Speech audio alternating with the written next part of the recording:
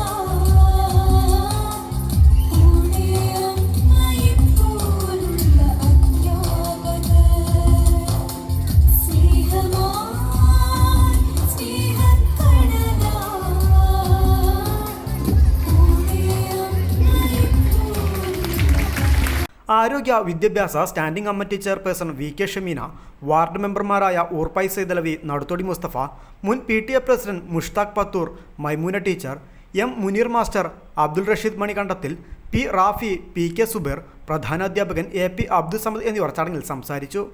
വിരമിക്കുന്ന അധ്യാപിക KM ഹാജറ രചിച്ച സാക്ഷി എന്ന നാടകം താനൂർ ഉപജില്ലാ വിദ്യാഭ്യാസ ഓഫീസർ ശ്രീജ M പ്രകാശനം ചെയ്തു. സാഹിത്യകാരൻ ഗഫൂർ കൊടിഞ്ഞി പുസ്തക നിരൂപണം നടത്തി. റിട്ടയർമെൻറ്റിനെ പറ്റി ഞാൻ അറിയുന്നതും കേട്ടപ്പോൾ വലിയ സങ്കടം തോന്നി. കാരണം ഈ സ്കൂളിൻ്റെ ജീവനാടിയായ സമദ് മാഷിനോടൊപ്പം സമദ് മാഷ് പറഞ്ഞ പോലെ തന്നെ എന്തിനും പിന്നിൽ നിൽക്കുന്ന വളരെ പ്രതിഭയുള്ള സർഗാത്മകമായി പല കഴിവുകളും തെളിയിച്ച ഒരു വ്യക്തിത്വമാണ് യഥാർത്ഥത്തിൽ ഹാജറ ടീച്ചർ. ഹാജറ ടീച്ചറെ പറ്റി ഞാൻ കൂടുതൽ എല്ലാവരും ഇവിടെ പറയും. എങ്കിലും ഞാൻ ഈ പുസ്തകത്തിൽ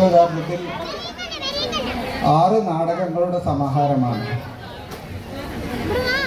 6 നാടകങ്ങൾ എന്ന് പറഞ്ഞാൽ ഈ 6 നാടകത്തിനും ടീച്ചർ തിരഞ്ഞെടുക്കും.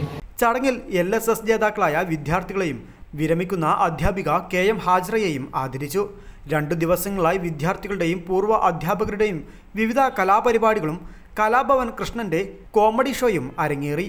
News bureau, Tirurangadi.